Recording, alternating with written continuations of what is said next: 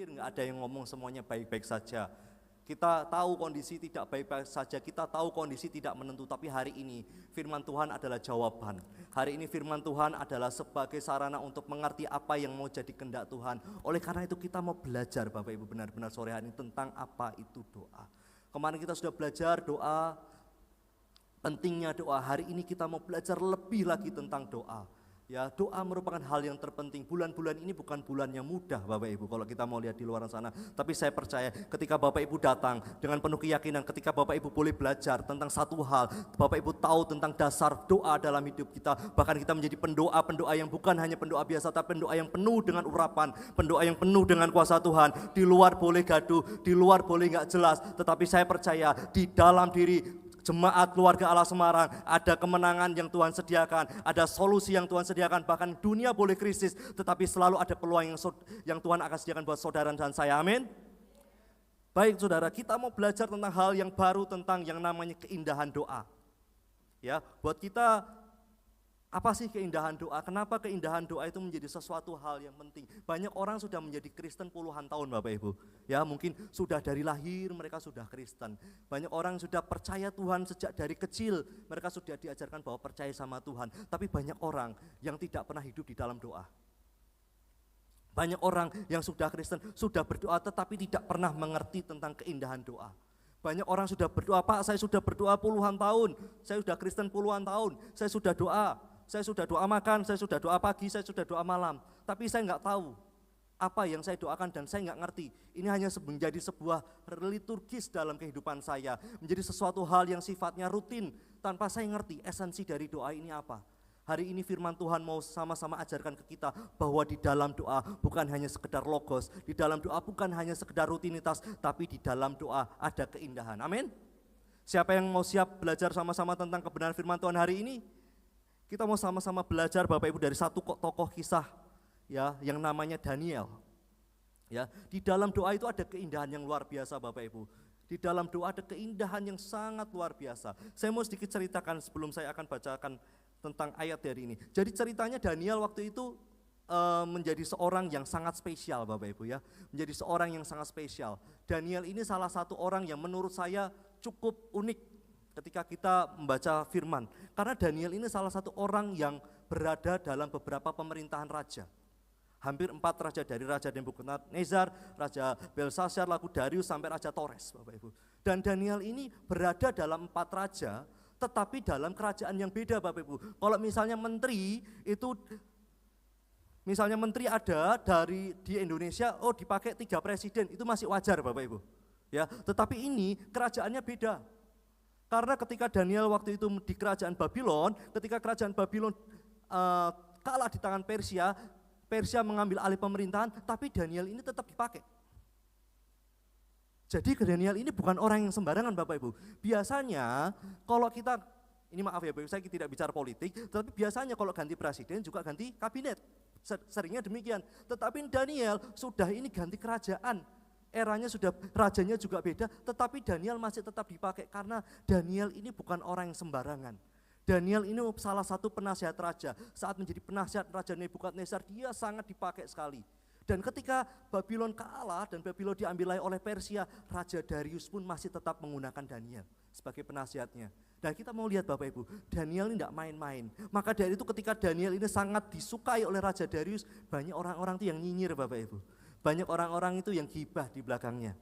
Ya, kadang kita juga melihat kayak gitu ketika orang, waduh ini siapa orang nih, tiba-tiba datang, mungkin ya Bapak Ibu ya, mungkin di sekitar kita Bapak Ibu ketika Bapak Ibu dipromosikan dari perusahaan lain tiba-tiba di perusahaan baru Bapak Ibu dipromosikan langsung di posisi tertentu, tanpa Bapak Ibu sadari mungkin ya Bapak Ibu ya, mungkin di sekitar Bapak Ibu, ini siapa ini, kok iso mak bedunduk langsung di posisi ini bukan orang kita kok bisa langsung di sini. Sama halnya ketika waktu itu ajudan-ajudan raja atau petinggi-petinggi kerajaan Persia waktu itu juga berpikir, Daniel kok dipakai kayak gini, Daniel kok jadi anak emasnya Raja Darius nih. Sehingga muncul perasaan untuk bagaimana nih kita perlu menjatuhkan Daniel. Nah waktu itu ada persengkokolan yang cukup jahat menurut saya, bagaimana dia ingin menjebak Daniel dalam satu petisi Bapak Ibu ya. Kita membaca sama-sama kisahnya. Kita buka Daniel 6 ayat 8 sampai 11. Ya, saya minta tolong teman-teman media, Daniel 6 ayat 8. Bapak Ibu kalau yang sudah ketemu katakan yes. Oke, kita baca sama-sama Bapak Ibu. Daniel 6 ayat 8. Semua pejabat tinggi kerajaan itu, semua penguasa dan wakil raja, para menteri dan bupati telah mufakat supaya dikeluarkannya kiranya satu penetapan raja dan ditetapkan satu larangan agar barang siapa yang dalam 30 hari menyampaikan permohonan kepada salah satu dewa atau manusia kecuali kepada tuanku di sini berkata adalah Raja Darius saat itu, maka ia akan dilemparkan ke dalam gua singa. Ini enggak main-main Bapak Ibu, ya. Petisi ini benar-benar bukan satu hal yang main-main. Ini adalah sesuatu hal yang serius. Lanjut ayat ke-9. Oleh sebab itu ya Raja, keluarkanlah larangan itu dan buatlah suatu surat perintah yang tidak dapat diubah menurut undang-undang orang Media dan Persia, yang tidak dapat dicabut kembali. Sebab itu Raja Darius membuat surat perintah dengan larangan itu. Demi didengar Daniel, surat perintah itu telah dibuat. Pergilah ia di sini berbicara orang-orang tadi ya Bapak Ibu ya, pejabat-pejabat yang pada nyinyir itu, ke rumahnya, dalam kamar atasnya ada tingkap-tingkap yang terbuka ke arah Yerusalem. 3 kali sehari ia berlutut berdoa serta memuji Allahnya seperti yang biasa dia lakukan. Jadi ceritanya ketika petisi ini dikeluarkan, ini bukan hanya sebuah perintah, tetapi ini merupakan sebuah undang-undang. Kalau undang-undang artinya tidak bisa dibatalkan dan harus diikuti dan ditaati Bapak Ibu. Nah ketika waktu Daniel mendengar perintah ini, bukan Daniel tuh orang yang EGP, no, Daniel tuh orang yang sangat pandai, Daniel tuh orang yang sangat pintar. Ketika dia mendengar himbauan ini, apa yang dia lakukan? Dia tetap berdoa, bahkan dia tetap berdoa 3 kali sehari. Firman Tuhan mencatat, dia berdoa 3 kali sehari seperti yang biasa dia lakukan. Jadi bukan berarti Daniel mengindahkan perintah itu, no. Daniel tetap, oke, saya harus tahu perintah itu, tetapi saya tetap mau berdoa. Daniel paham bahwa ada konsekuensi di depan dia ketika dia mengindahkan hal itu. Ketika dia nggak mengikuti perintah itu, dia nggak mengikuti undang-undang itu, ada konsekuensi yang harus Daniel ambil. Daniel tahu, tetapi Daniel juga tahu bahwa ketika dia masih berlutut berdoa pada Tuhan yang dia sembah, juga ada konsekuensi positif. Walaupun dia harus masuk ke kandang singa, dia percaya bahwa Tuhan yang dia sembah mampu membuat mujizat ketika ada di kandang singa. Amin. Itulah yang terjadi Bapak Ibu. Singkat cerita, Daniel dibawa masuk ke kandang singa. Karena Daniel didapati dia tetap berdoa. Tapi apa yang terjadi? Tuhan tidak pernah yang namanya meninggalkan Daniel. Di kandang singa pun kita tahu bahwa Daniel tetap utuh. Singa-singa pada enggak doyan sama Daniel. Singa-singa semua mulutnya dibuat mengatup sama Tuhan. Itu karena kesetiaan Daniel. Daniel tidak pernah namanya meninggalkan doa. Karena Daniel tahu bahwa di dalam doa ada keindahan yang luar biasa. Amin. Di dalam doa ada keindahan yang sungguh dahsyat. Di dalam doa ada keindahan yang sungguh tidak pernah didapati. Daniel tetap berdoa 3 kali sehari. Walaupun di depannya ancaman hukuman mati ada di depan dia Bapak Ibu. Daniel tetap memilih untuk setia. Daniel bukan mau sakarepe dhewe, tetapi Daniel tahu apa yang menjadi tujuan hidup dia. Daniel juga tahu sekalipun konsekuensi itu ada di belakangnya, tetapi Daniel tahu bahwa the beauty of prayer itu yang dia pegang dalam hidupnya, dan itu juga yang Anda pegang, dan itu juga yang saudara hari ini mau pegang, bahwa saudara boleh berdoa dan mengalami keindahan dalam doa. Yang percaya katakan amin dan beri kemuliaan buat Tuhan kita. Ya, kita belajar dari pribadi Daniel tuh nggak main-main Bapak Ibu. Kalau urusan doa Daniel nggak main-main. Bahkan kalau saya ajak Bapak Ibu kita mau lihat apa sih dampak dari kehidupan doa Daniel. Coba kita buka di Daniel 9 ayat 20 sampai 23. Ya, kita buka di Daniel 9 ayat 20 sampai 23. Saya bacakan buat Bapak Ibu ya. Ini luar biasanya Daniel. Daniel 9 ayat 20 sampai 23. Sementara aku berbicara, berdoa mengaku dosaku dan dosa bangsaku, bangsa Israel, dan menyampaikan ke hadapan Tuhan Allahku permohonanku bagi gunung kudus Allahku. Ini Daniel sedang berdoa Bapak Ibu ya. Sementara aku berbicara dalam doa, terbanglah dengan cepat ke arahku Gabriel. Jadi ketika Daniel berdoa hal yang luar biasa, ketika dia mengalami beauty of prayer, ketika dia sedang berdoa, bahkan di sela-sela doa Tuhan langsung mengirimkan malaikat datang pada dia. Tuhan mengirimkan malaikat Gabriel datang kepada dia. Untuk apa Bapak Ibu? Untuk menyampaikan, kita lanjut ya Bapak Ibu. Dia yang telah kulihat dalam penglihatan yang dahulu itu pada waktu persembahan korban petang hari. Lalu ia mengajari aku dan berbicara kepada aku, Daniel, sekarang aku datang untuk memberi akal budi kepadamu untuk mengerti. Ketika engkau mulai menyampaikan permohonan, keluarlah suatu firman. Jadi ketika Daniel menyampaikan satu permohonan, Tuhan itu langsung jawab. Fast delivery Bapak Ibu, langsung COD sama malaikat Tuhan. Ya Gabriel Tuhan kirim untuk menyampaikan apa yang harus Daniel lakukan. Selanjutnya, maka aku datang untuk memberitahukannya kepadamu sebab engkau sangat dikasihi. Ini poinnya Bapak Ibu. Daniel menjadi orang yang sangat dikasihi Tuhan. Daniel punya the beauty of prayer, kehidupan doa yang luar biasa. Sehingga Daniel benar-benar melekat dan Daniel tahu ketika saya masuk dalam yang namanya hadirat Tuhan, tidak mungkin saya bisa keluar. Bulan lalu kita belajar bagaimana Yehezkiel dibawa dari permukaan, level permukaan sampai level lutut, sampai level sepinggang, sampai akhirnya dia tenggelam. Dan dia ketika dia di dalam hadirat Tuhan full, dia harus berenang dalam hadirat Tuhan. Sama seperti Daniel Bapak Ibu, orang yang sudah masuk dalam hadirat Tuhan, enggak betah kalau enggak tinggal dalam hadirat Tuhan. Amin. Saya berdoa hari ini saudara dan saya, kita mulai masuk dimensi yang baru dalam dimensi doa kita. Bukan hanya doa yang sebagai sebuah liturgi, tapi temukan keindahan doa dalam kehidupanmu sehari-hari. Amin. Ya, itulah yang kita mau belajar sama-sama. Bahkan Mazmur Daud mengatakan bahwa lebih baik satu hari di pelataranmu daripada 1000 hari di tempat lain. Dua tokoh ini benar-benar mereka mengerti tentang bagaimana mereka diam di dalam hadirat Tuhan. Mereka ngerti bagaimana mereka harus ada di dalam hadirat Tuhan. Karena mereka tahu ada keindahan yang tidak pernah mereka temukan ketika mereka diam di dalam hadirat Tuhan. Ada amin. Banyak orang mungkin yang belum menemukan keindahan doa Bapak Ibu. Kita sadari mungkin di antara kita juga belum menemukan keindahan doa. Maka kadang kita juga istilahnya kita tuh kalau belum menemukan keindahan doa kayak Bapak Ibu ya. Misalnya dulu zaman PDKT ya. Misalnya dulu zaman pernah PDKT, waduh saya belum tahu karakter dia kayak gimana. Kadang kita juga enggak, ya wes lah kita sedikit-sedikit aja namanya bertemu. Tapi begitu Bapak Ibu udah mulai naksir nih, saya tahu ini anak orangnya baik, ini anak orangnya perhatian banget.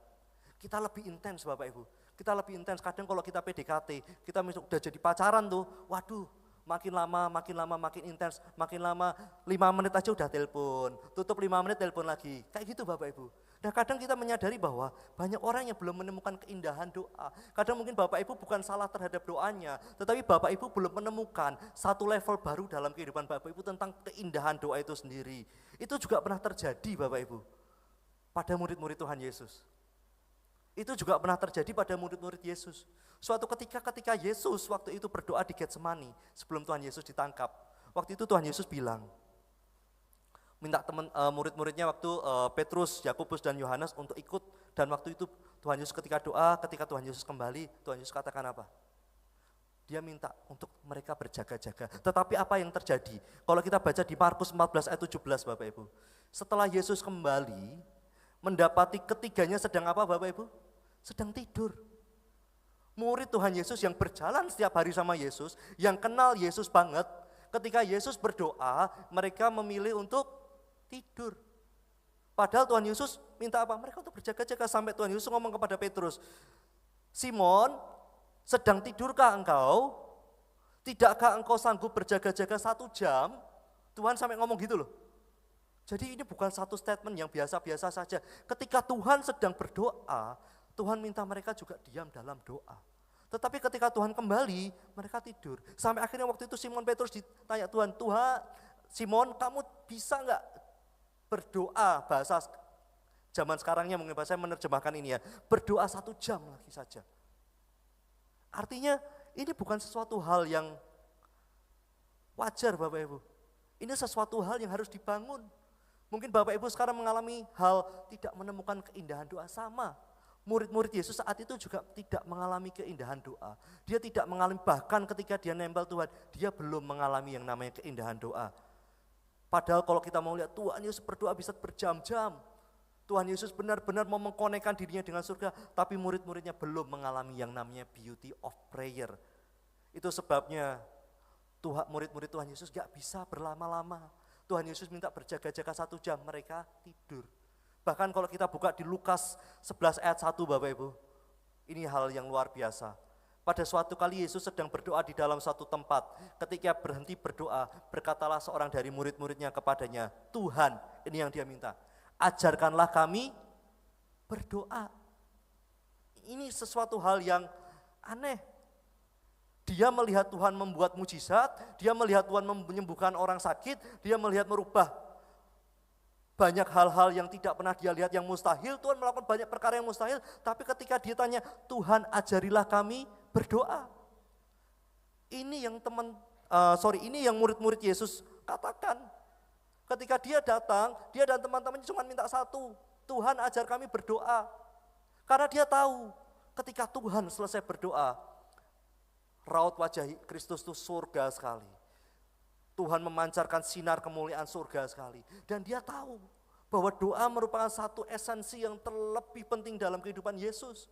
Yesus tidak bisa enggak berdoa, Yesus tidak bisa enggak connect sama surga. Bahkan mujizat terjadi karena Yesus punya konektivitas dengan surga. Itulah yang menjadi dasar dan itulah yang diminta oleh murid-murid Yesus. Ajari kami berdoa. Makanya Bapak Ibu, hari ini kita sama-sama belajar. Mulailah belajar tentang berdoa. Sama halnya seperti murid-murid Tuhan yang waktu itu mereka gak minta Tuhan caranya berkhotbah. Tuhan gimana caranya buat mujizat. Tuhan gimana caranya menggandakan roti, merubah roti, ikan ini menjadi lebih banyak. Bukan seperti itu, karena mereka tahu bahwa esensi daripada apa yang Yesus lakukan dalam pelayanan Yesus adalah Yesus selalu connect dengan surga. Amin. Siapa yang di sini mau connect dengan surga? Angkat tangan memberikan kemuliaan buat Tuhan kita. Amin. Ya, Tuhan mau kita mengerti, Tuhan mau kita selalu connect.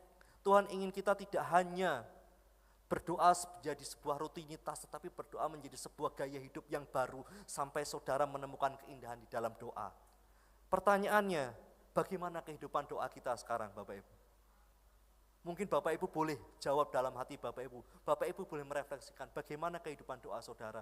Apakah saudara masih berdoa? Doa adalah menjadi sebuah beban. Apakah doa menjadi sebuah kewajiban? Ya karena saya Kristen Pak, saya sudah Kristen dari lahir, saya berdoa karena saya kewajiban. Apakah doa menjadi sebuah tekanan? Waduh, saya harus doa itu sebuah intimidasi. Saya kalau doa itu saya merasa tidak layak.